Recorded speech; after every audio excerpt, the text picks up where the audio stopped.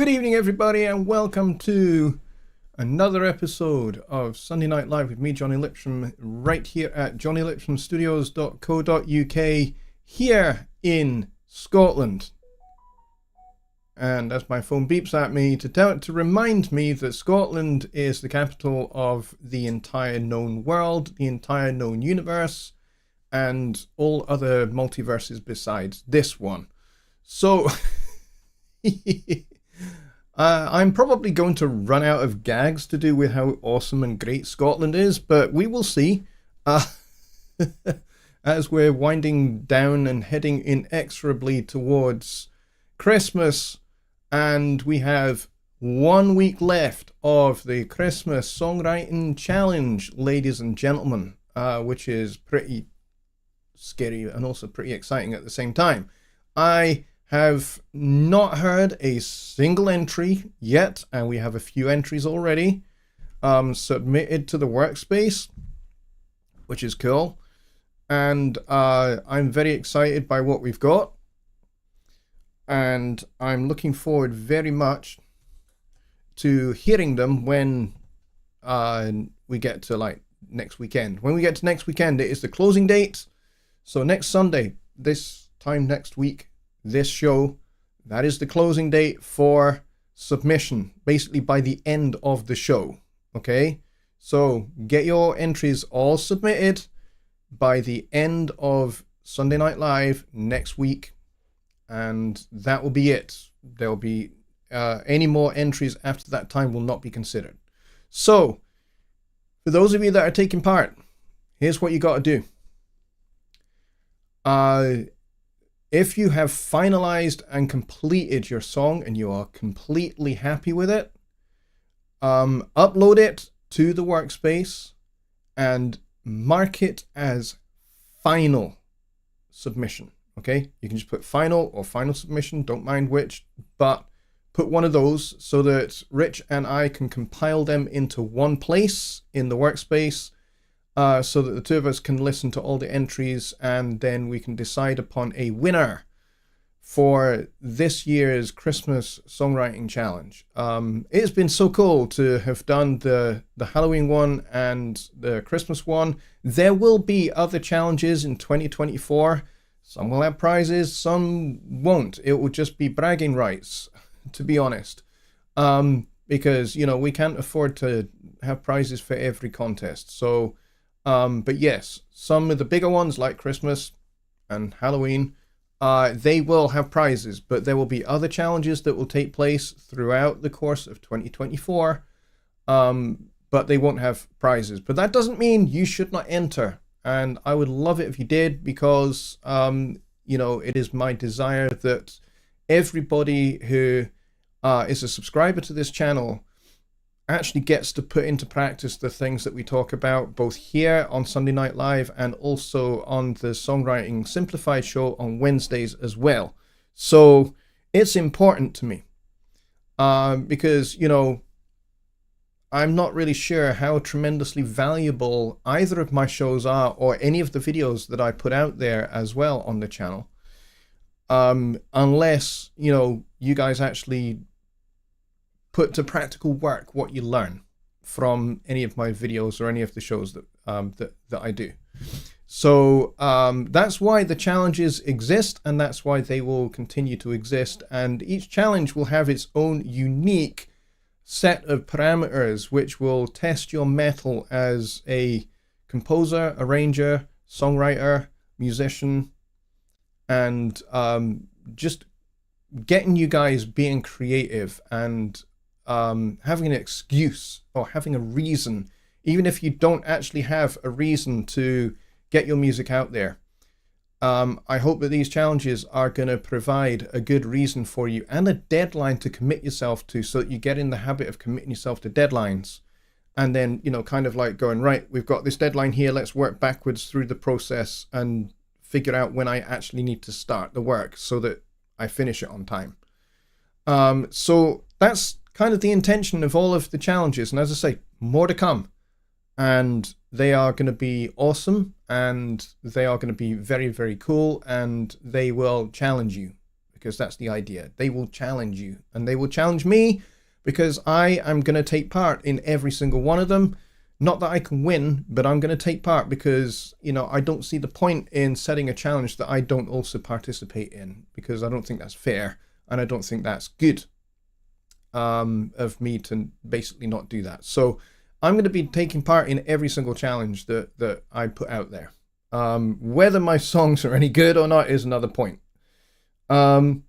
So yeah, there we go.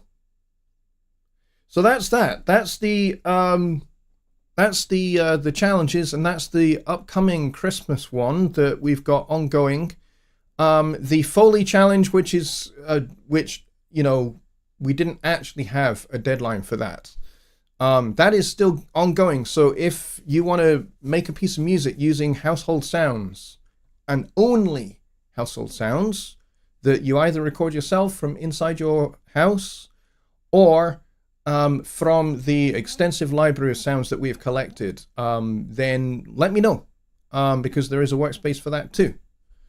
And you can just basically grab all of the content there. You can make that piece at your leisure. I think it's a good idea to basically create a piece of music just using sounds that you create yourself. So that is that. Let's go up and see who was first in the door, and it was Chris. Actually, Chris Mrackner was the first through the door. He actually had a question which he admits actually is probably better suited to the Wednesday show, but we will take a look at it, because there is an aspect of that question which I think is going to be helpful here from a kind of music production point of view. So yeah, we will take a look at that in just a minute. And we got Billy Morgan here as well. Sean Aaron is here. John Hawk is here. Stephen Wilson is here. Carl Traduziak is here. Paul Morgan, good to see you, my friend. I'm very glad that you're here. So thank you for coming, Paul. Appreciate it. And Ron Figura is here. And Paul actually has a question which I pinned to the top of the chat because I thought it was a really good one. And who else do we have? We got Don Oliver here as well. We got Bobby Booth. And we also have... let's see, Dwayne as well, and we've got the legend, the myth, the one, the only Jonny Geib is here from Home Studio Trainer. He is here, which is fantastic. Jonny, I'm glad you're here, buddy. And we have, who else do we have? We got Just Bob here as well, which is great. And let's see. Do we have anybody else who I have not mentioned? I am scrolling down here. Alps Media is here now. So, you know, folks, Alps Media sponsors this show and the Songwriting Simplified show. And I'm very thankful for his generosity that helps basically provide me with a bunch of things, including a snazzy looking website and that kind of thing. So thanks to Alps Media for the partnership.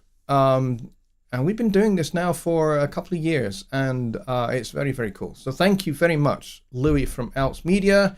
If you are in the United States, or I think also in Canada, don't want to speak out of turn here, Louis, but if you are certainly within the United States and you want to buy some Presonus gear, make contact with Louis from Alps Media, and he will fix you up with the best deal in tune, for sure.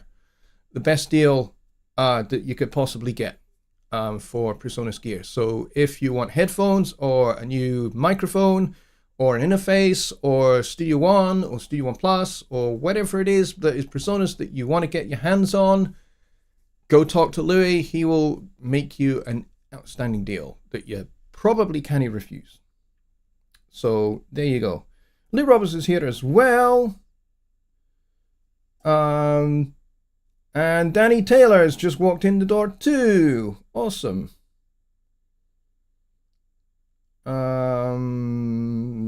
Let's see. You guys are talking about somebody not answering their emails. Yeah, I'm not sure who you're talking about there. Anyway, all right. Let's get to this. Let's get to the questions. So we'll deal with Chris's question in just a second. But first, I want to deal with Paul's question because it's actually a good one. And the question there is, how do I change time signature from 3/4 to 4/4 in the one song? Okay, so it's actually really simple. If you want to make a temporary time signature change from 3/4 and then back to, so let's say your song starts in 4/4, but you want a little section that's in 3/4 and then you want to go back to 4/4. It is super duper easy, especially in Studio One 6. I mean, you can do this in Studio One 5 as well, but you can certainly do this in Studio One 6 and it's super duper easy.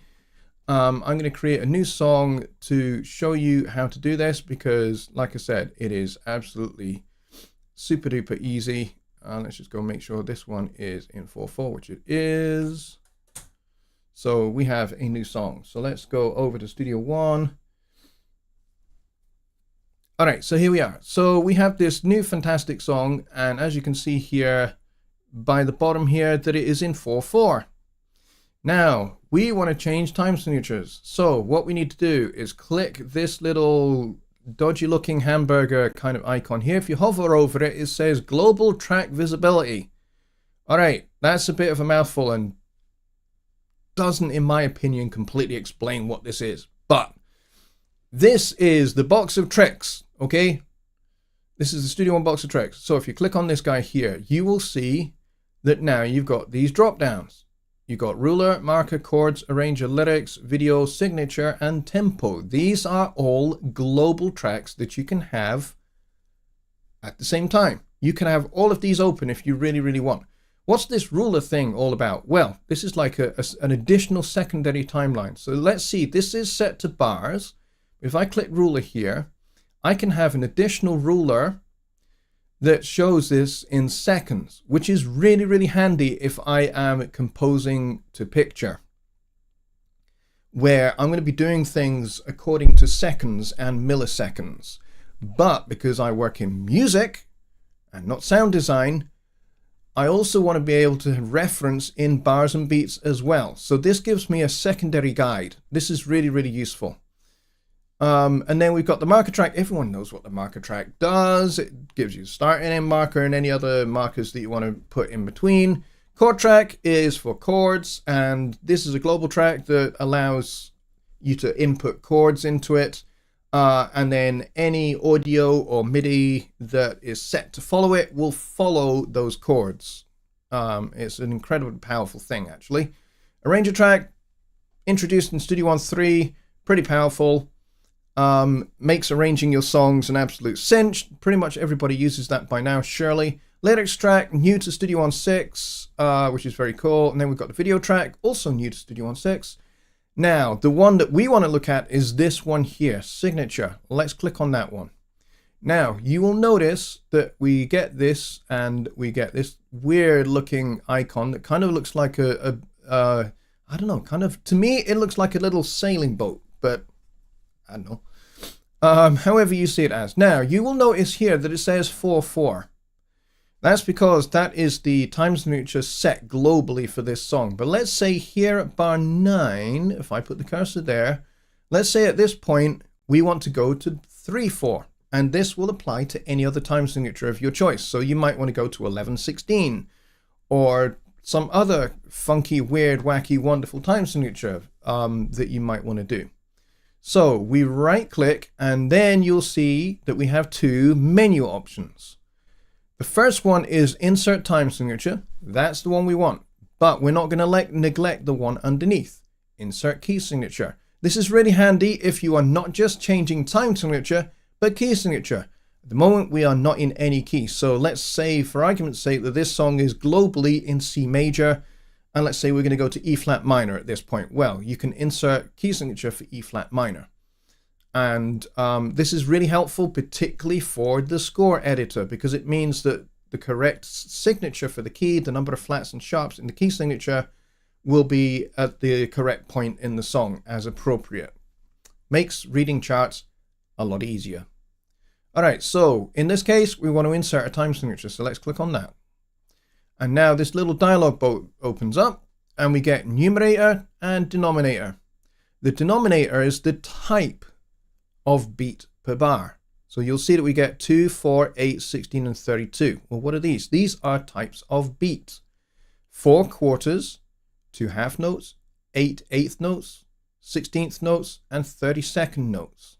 Yes, you can really have a 32nd note time signature. Why would you want that?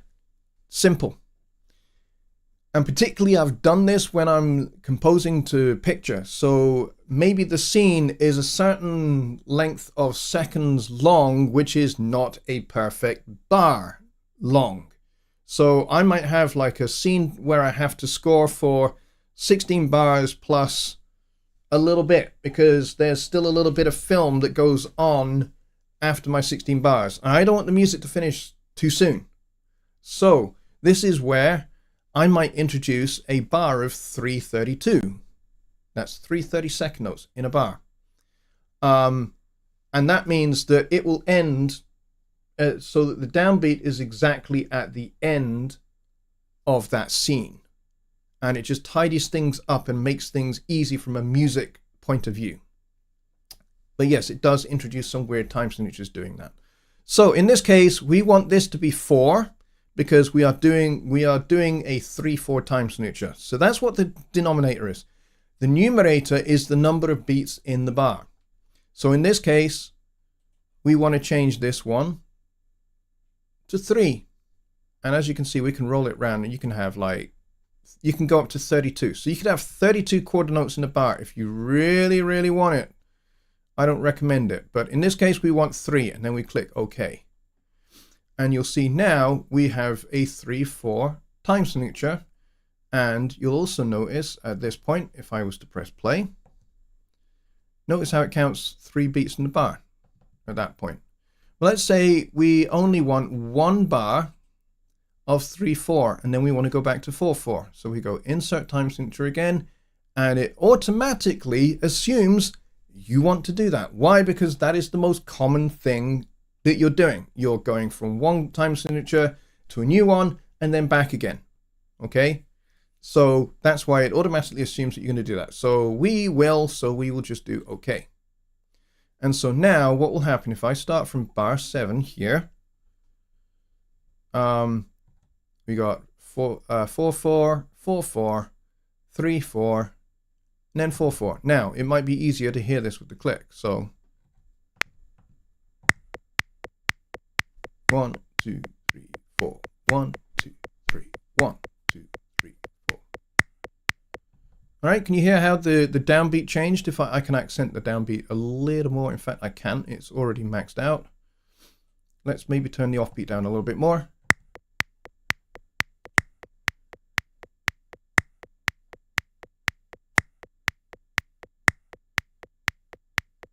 So you heard the 3 beats there. 1, 2, 3, 1, 2, 3, 4. And we're back again. And then, okay, just for argument's sake, let's say at this point, we're going to insert another time signature. This time, we're going to go to 7, 8. We'll do OK. We'll just do 1 bar 7, 8, and then we'll go back here, insert time signature, back to 4/4. Now notice how the grid is changing as well. Do you see that? So for here, the grid lines are still the same space apart, but when we get to 7, 8, notice how they get a little bit smaller. Why is that? Because an 8th note is smaller than a quarter note.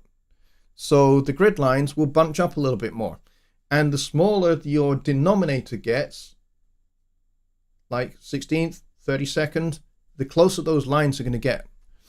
And so if you want to see more detail, you can, of course, zoom in. It's not a big deal.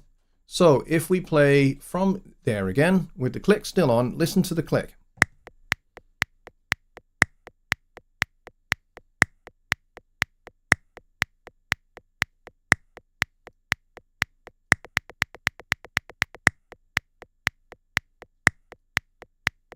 Okay, Johnny's wanting me to change the click sound. I can do that. I don't know why you'd want me to do that, but I can do. So let's make it really obvious. So we'll have the downbeats as cowbell, and then we'll have claves as the other beats.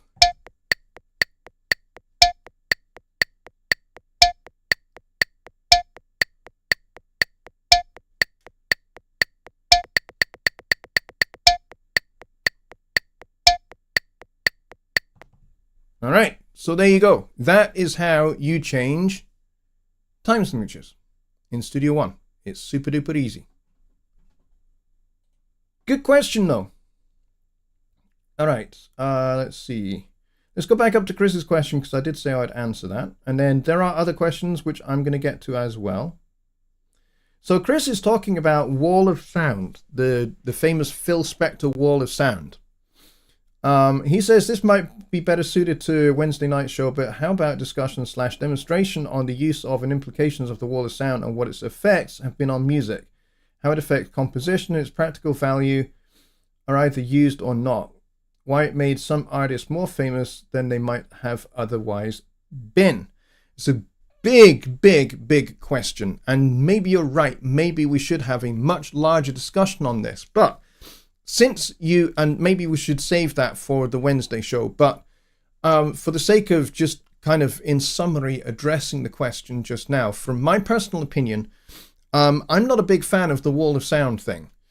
What is the wall of sound thing? The wall of sound basically was the idea to throw a lot of different elements into a song.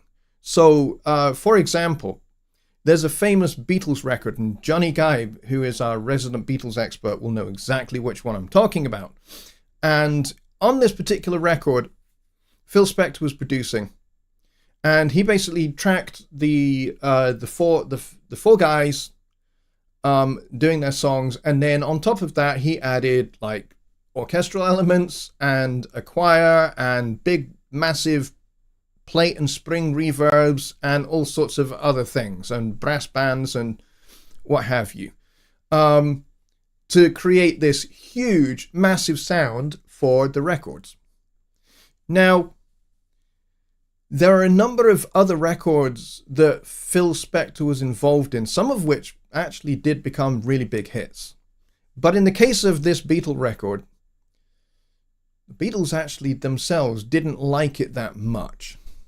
And so I think they decided to kind of re-release the record without all of that stuff on it and just have it just as them, you know, their vocal tracks and their rhythm section tracks. And that was it. And they kind of left it nice and clean like that. And they preferred that over the big, massive sound that Phil was trying to get. And so, for as much as I like orchestral things, I write orchestral music, as evidenced by the Halloween challenge I did that was kind of mostly orchestral things with a synth added into it, but it's mostly orchestral. And I do write orchestral music, but again, I don't necessarily think it's always appropriate for a song to sound huge. Sometimes a song doesn't need to be huge and overly dramatic. It just needs to be simple. And it just needs to be a bare bones production. So if you're writing a really intimate song and the subject matter is intimate, and maybe the narrative is about a relationship between, like one of those classic unrequited love stories between a man and a woman. You know, I love you, but you don't love me. You love this other person instead, but I desperately want you. Those kind of things.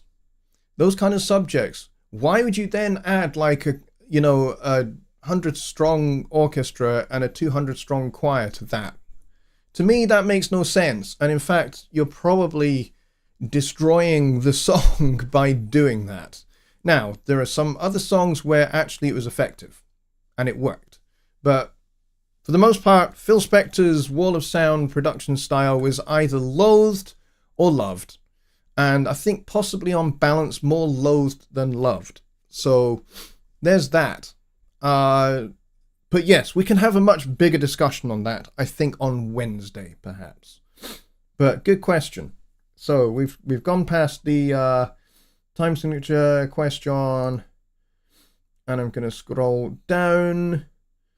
Just Bob says, my entry isn't going to happen. Too damn busy. Trying, not having much success. Can someone send me an invite to the challenge? Yes.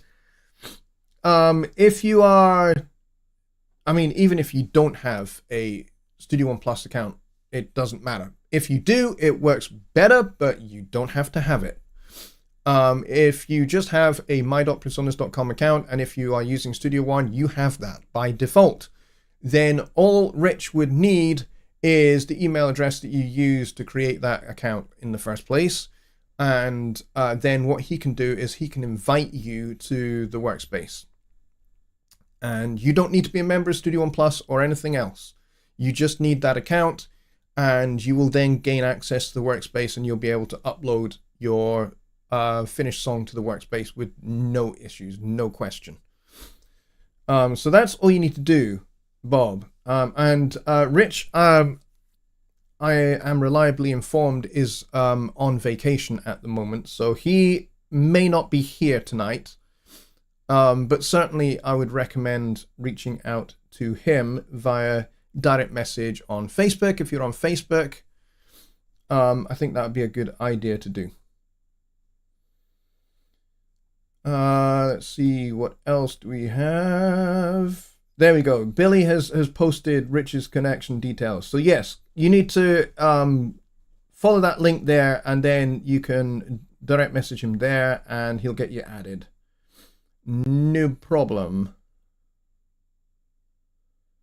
I'm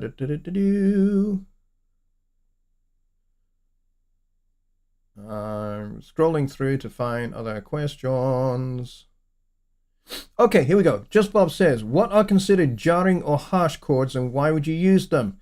Because dissonance is cool, and dissonance provides tension, which is a must for music. If music has no tension, then it has no release. And if it has no release, then it has nothing holding it together or making it interesting. So tension is really important to music. And so I will give you a couple of examples of this. Now, that is more of a songwriting simplified question, but they are really important to music production, because you can use dissonance to highlight a certain musical event, or to highlight lyrics in a song. And so, just as much as using maybe a delay on a single word, or a big reverb on a single word, or a single snare drum hit or something like that is a useful little production idea, then, dissonance is also another one. So in most popular music styles, the big thing is releasing that tension. So if you have a dissonance, you need to resolve it with consonance. Otherwise, it just hangs as unresolved tension that never gets released. And music is all about resolving tensions, right? So, some examples. Let's get the grand piano out, and that was way too loud. Let's turn that down a little bit. So, for example, something that is very consonant is this E flat major chord. It has a major third, a root, and a 5. It's a straight major chord. Now, if I add in this major 7th, now we've got some tension there, because we've got the root and the major 7th right next door to it. But I can resolve that down, whoops, to the 7th. Now we've got even more tension, because we've got a diminished 5th or augmented 4th, depending upon your outlook on life. And that needs to be resolved too. Where is this 7th chord going to go? It's got to go somewhere. If it doesn't go anywhere, it just hangs. And eventually that tension is going to become unbearable. Now, to the human ear of 250 years ago, if I kept this going, the audience would be screaming. Literally screaming and tearing their hair out. Beethoven performed a very similar social experiment on his audience to see if it was true. He held a dominant chord like this for a very long time, and the audience did scream. And yes, it's reputed that some women did in fact take off their knickers and throw them at him.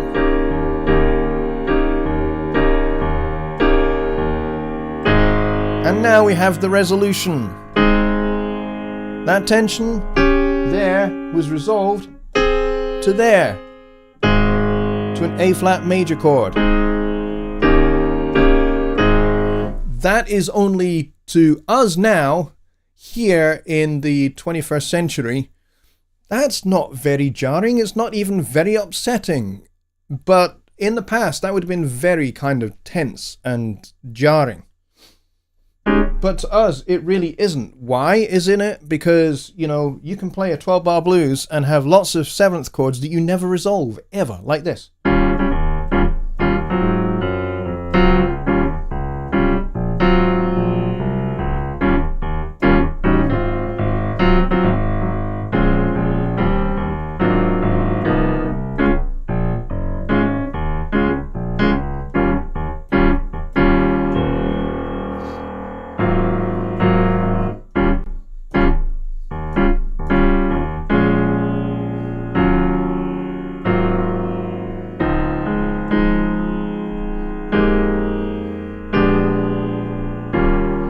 All of those are completely unresolved tensions.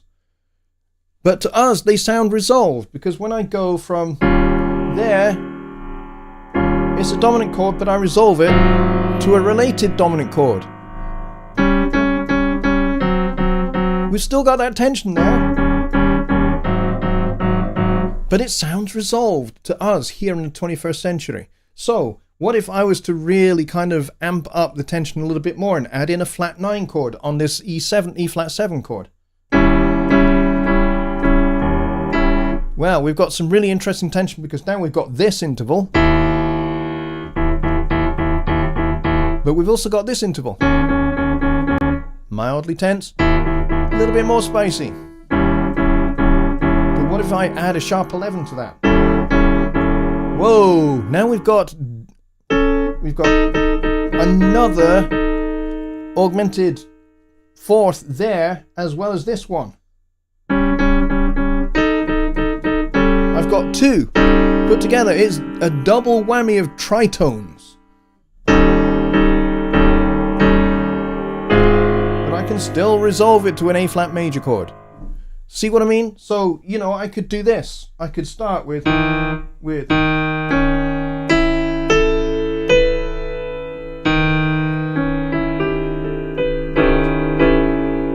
really amp up all the tension. But if I resolve it, all that tension goes away and everybody is happy again. But if I was to just leave that hanging like this,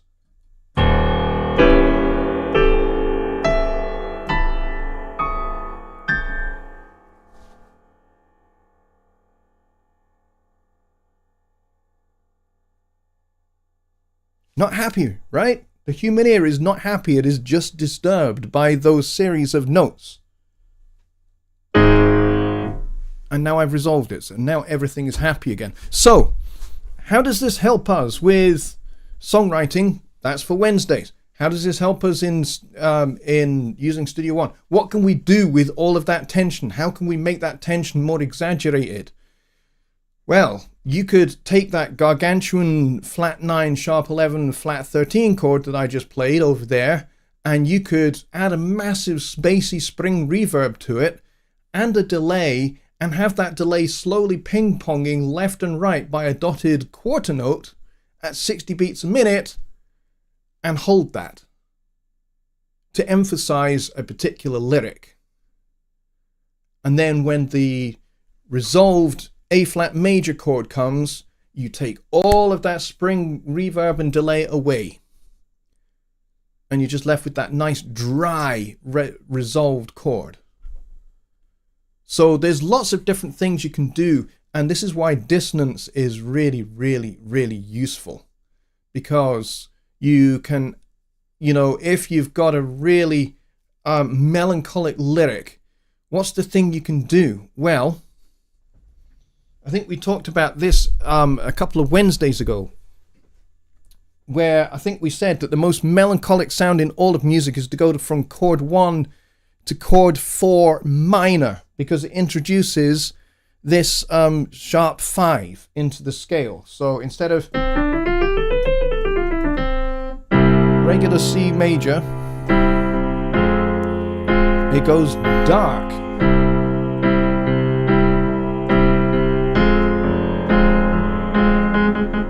But there's the note that doesn't belong to the C major scale. And then it resolves down for the C major, right?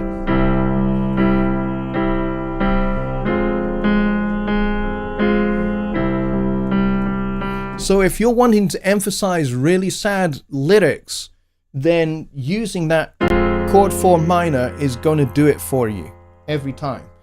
But how do we then again emphasize the sadness of that in when using Studio One? Let's say you've got a lead guitar that is playing a long, slow, lots of long notes in like a counter melody to the lyrics, and we're going between chord 1 and chord 4 minor, and we've got the guitar melody emphasizing this kind of interval, the sharp 5 resolving to the natural 5.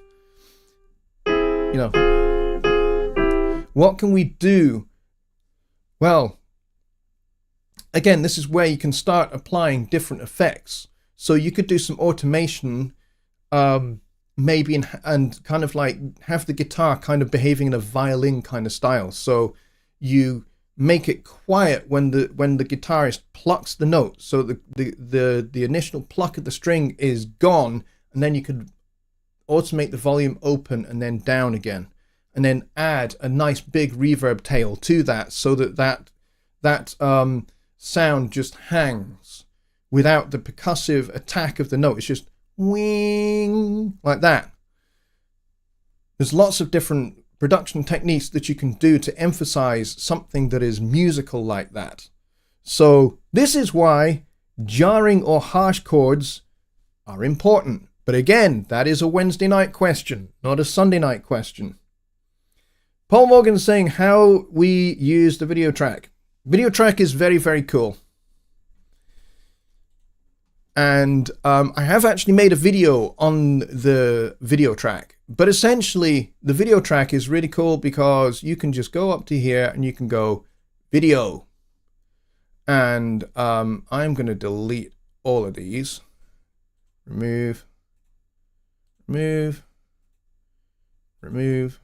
I'm going to remove that as well. All right, so our signature track is back to normal. And I might even... if I can remember, can I hide this? No. Okay, let's not worry about that just now. So if I go to files and I go to volumes here and we close the desktop, I don't want to see those. And I'm going to close that because I don't want to see that. Oh, actually I do, because I want to go to my videos. So let's go and grab this video here. And we'll get that into the song here. And you'll see now we've got a video.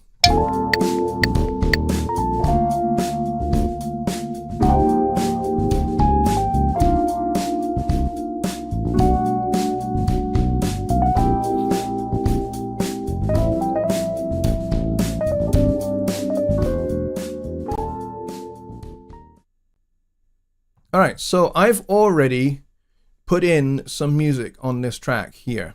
So when I brought the video in, it already came in with its own music.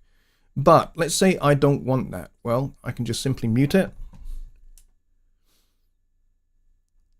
And I want the video player open. There it is.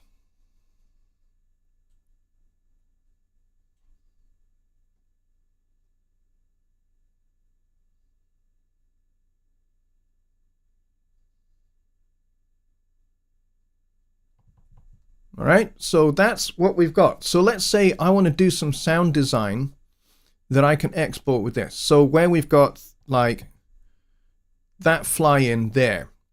So we can have like a whoosh sound effect that coincides with that coming in and then going out. And then when this text comes in here, we can have some sounds for all this lettering coming in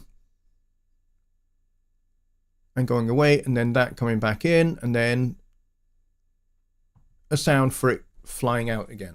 So you can do all of that by using sound effects that you've got from Splice or from some other source, and you can just bring those in, just line those up with those events. And then when you are happy with what you've got, then you can go Song, Export Video. And when you export the video, all of this stuff comes up. And for the most part, this is the one option you're going to use, video, not between loop or start and end marker or anything else. And it will tell you your duration, audio mix down options, main output stereo, or you can have it mono. You can bypass any master effects if you want, or you can use real-time processing if you want. And you can also select the output format as well. So it defaults to MPEG-4 because that's what it was when it came in. And these are the other formats that are supported on Windows. You'll find that there are other formats for Mac if you're using a Mac. And then you can also choose the destination. And then you just hit OK, and it will render out a file complete with all the sound that you've just done for the video. So it works pretty good, actually. And that's essentially how you do it. You know, I would actually do a little bit of sound design right now, but, you know, we're kind of running a little bit out of time here, so we've only got about 10 minutes left. But that's essentially how you do it. Drag the video onto the video track, bring in sounds, bring in music, or write new music, record new music, whatever you want to do, and then export the video. It's as simple as that. Let's go down and see what else we've got.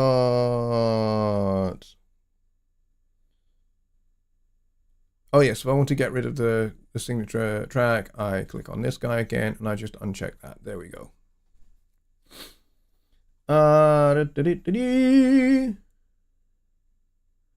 Also, Console says on a video track, best new thing at the time in Studio One. I've used that function to replace audio several times and basic video clip rearranging. Yeah.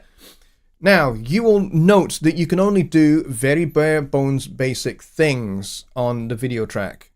It's not a video editor because Studio One is not a video editor, okay?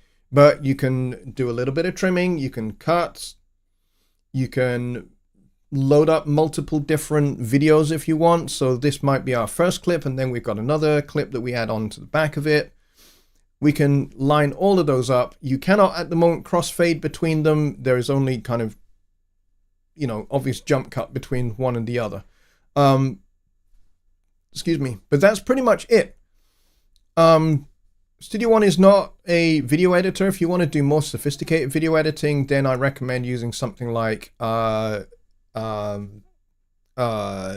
there's that one called that Sony makes, and I can't remember the name of it. Or there's Filmora, or there's DaVinci Resolve, or there's Camtasia. There's a whole bunch of other video editing software out there that you can use that will get those kind of video editing things done for you.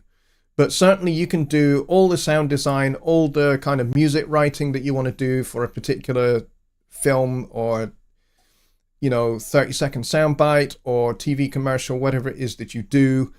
You can do all of that in Studio One. And that's why, as I said earlier, it's a good idea to ensure that you have the other ruler available to you. So you've got one ruler set for bars and beats, and then the other one set for seconds. Or if you're wanting to be frame specific, you can change this ruler to frames. Okay, so if you need to be frame accurate, you can do that. But for the most part, I work in bars and beats and seconds when I'm doing something to picture like that.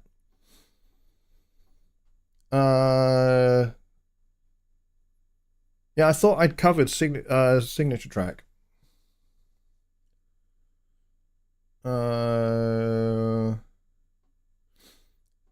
Key signature change insert like transpose function. No, it's not a transpose function. It just inserts a key signature.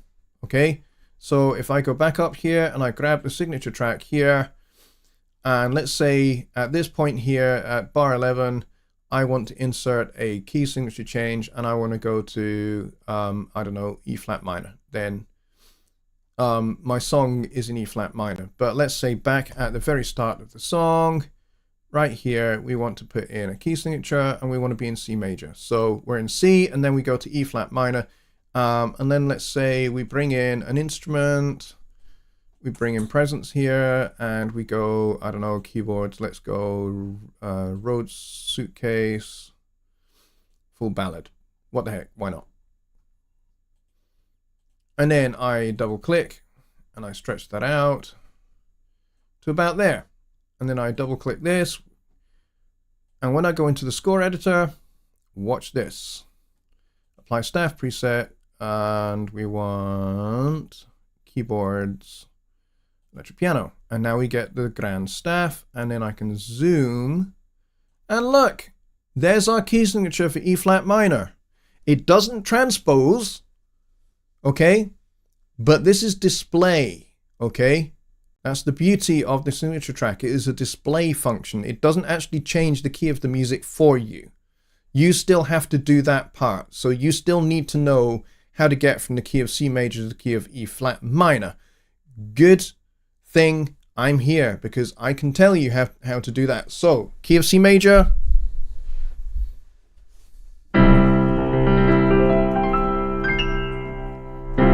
how do we get from one key to any other key? I've said this on Songwriting Simplified a bajillion times. We use a 2-5-1. What is a 2-5-1? 2-5-1 gets you from one key to another key, but it's got to be the 2-5-1 of the new key. I know that's a little bit kind of to get your head around, but that's what you need to do. So, because if I do 2-5-1 in C, I'm just going around in a circle. I get nowhere. I don't want to do that. So, I want to do a minor 2-5-1 in the key of E flat minor. So, what does this mean? Chord 2 is going to be a minor 7 flat 5 or a diminished 7 chord, whichever way you prefer talking about it.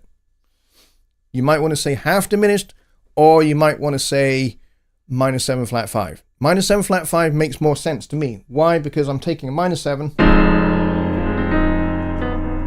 and I'm flattening the 5. So we want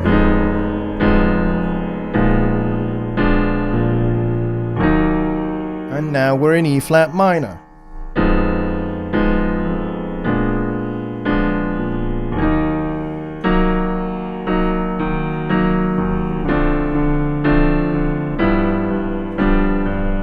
And I'm back in C major again. I'm going to go back.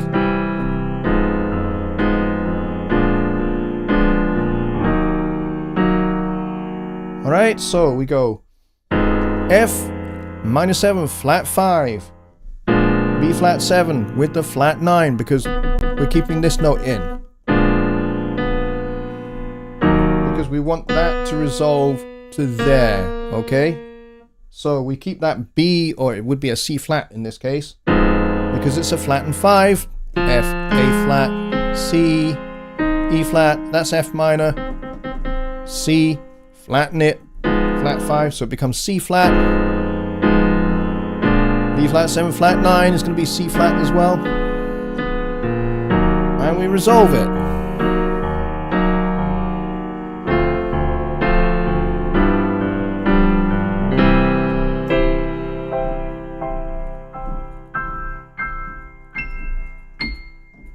And we're back in C major again. Thought I'd leave it on the major rather than the minor because it's, you know, it's Sunday. And it's Monday tomorrow. So, all right, so there you go. I hope that that kind of helps with that question there. Yeah, these are Old School Funk and Soul. These are songwriting questions. Can you save those for Wednesday, please? If you want to do chorus lift at the end of a song, that kind of thing. We can talk about that there, okay? I absolutely have no problem with dealing with songwriting questions. What I'm trying to do is I'm trying to keep songwriting questions for Wednesdays. and Studio One technical questions for Sunday Night Live, okay? So this is where we deal with, on this show, on Sundays, we deal with recording, mixing, mastering, Studio One technical stuff. That's for this show. Wednesdays is more to do with what I've just showed you just there. You know, chord functionality, transposing, going from one key to another. That's kind of for that show. But, you know, the technical aspects of it in Studio One is what I just showed you here, what the signature track does. It does a key display. So if we go from here, watch what happens at the bottom here. It says the key of C, and now it will say E flat minor, okay? And this is global for everything. So if you're in the score editor, you're going to see that happen. You're going to see those 1, 2, 3, 4, 5, 6 flats: B flat, E flat, A flat, D flat, G flat, C flat. That's the key signature for E flat minor.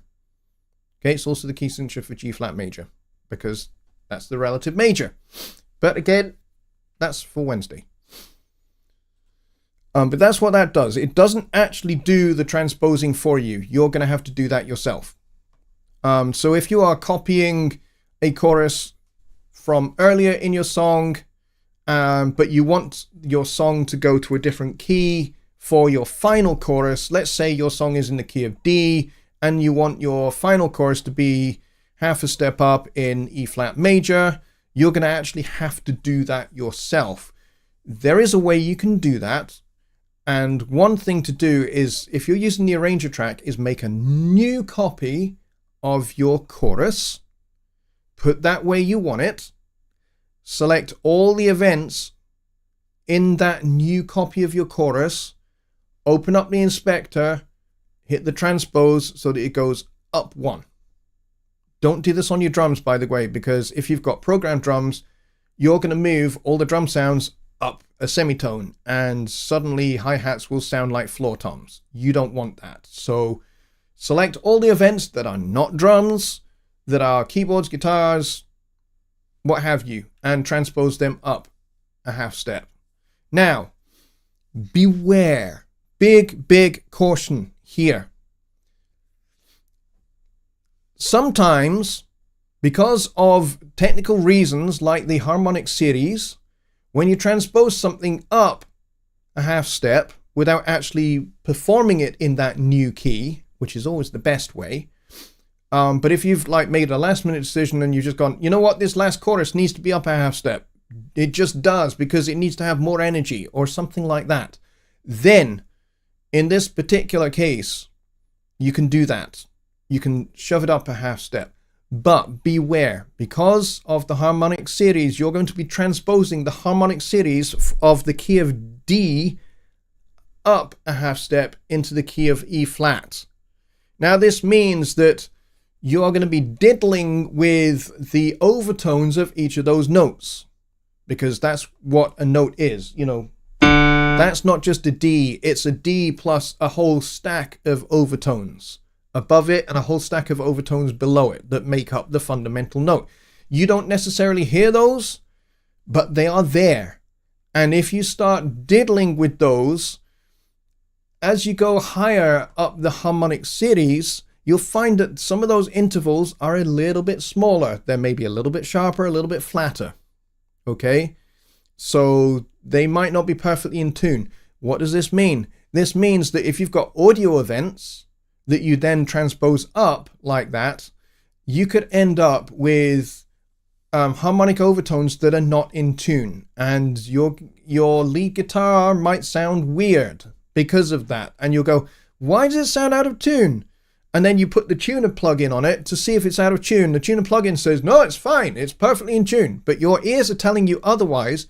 What you are hearing is you are hearing the changes to the harmonic series, and it makes it sound weird. Makes it sound like it's a little bit out of tune. It's because it is, but it's not the fundamental tone that is out of tune. It's the harmonic overtones above it that make up that fundamental tone that have changed. So this is why using shortcuts like transpose in the inspector doesn't always work, especially if you're going to be transposing by quite a bit. A semitone, yeah, probably will have a negligible effect. Transposing by something much larger, like a tone, or a wider interval like a minor third, or a major third, or a fourth, or something bigger, you're going to hear that a lot more obviously.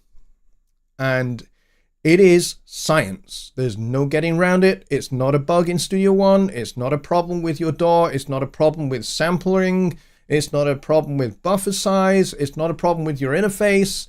It's harmonics. It's how the harmonic series works. It's science. There's no getting away from it. There's no getting around it. There's no making a feature request to get the Studio One development team to fix it, because they can't. That's just science. That's how the science of music and sound works, unfortunately.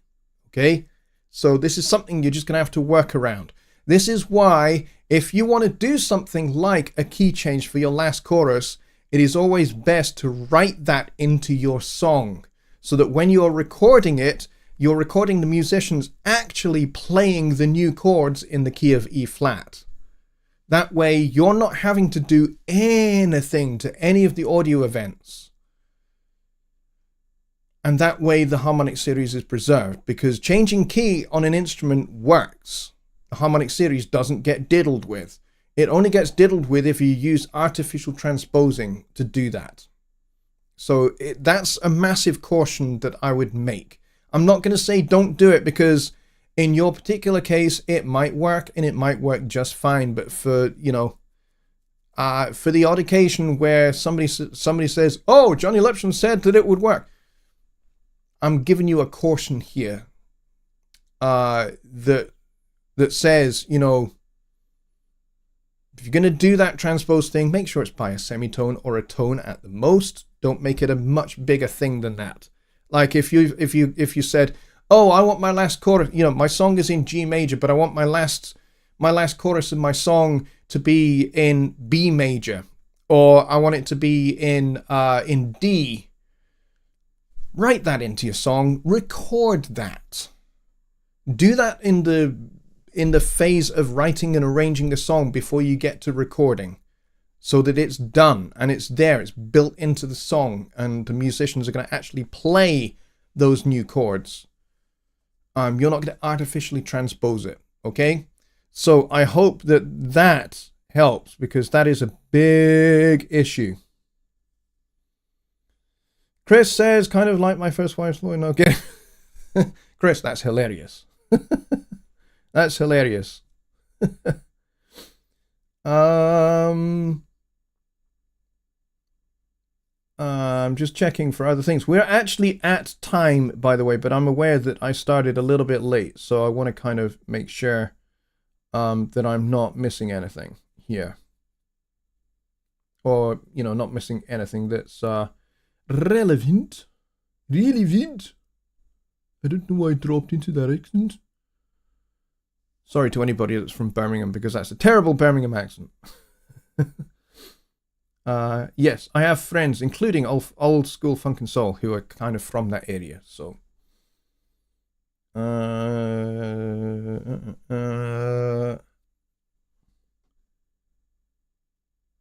Luke Roberts kind of had something, and I don't know where that is. But it seems like Luke's question was related to Songwriting Simplified. So, yeah, I'm not going to comment on that. All right, so I think we are done for the day, because I'm not seeing anything else here.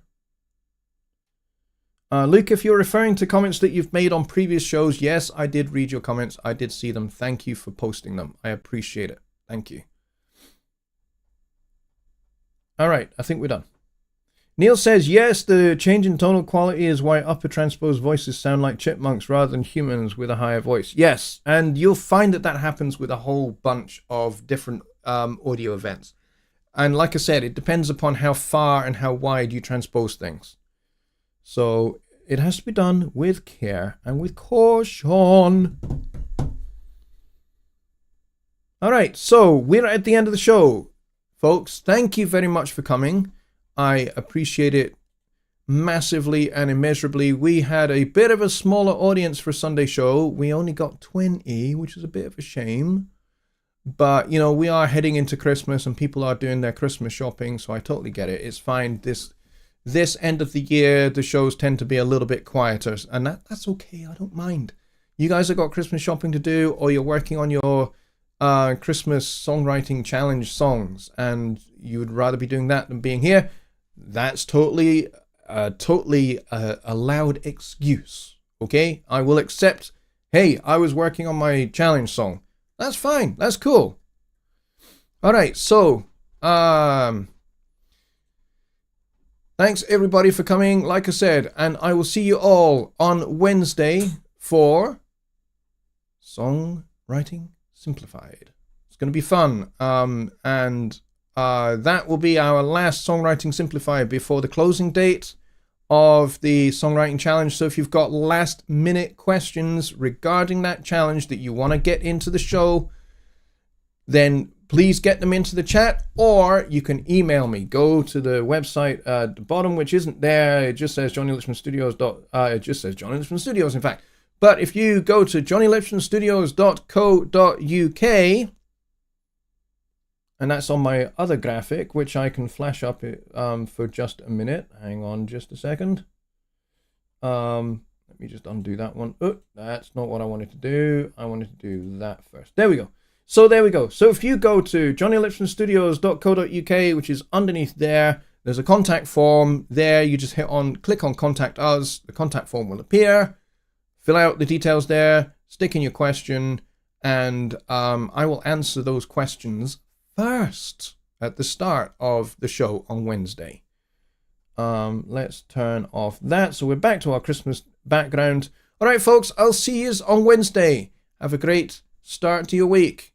Take care, everybody. Good night.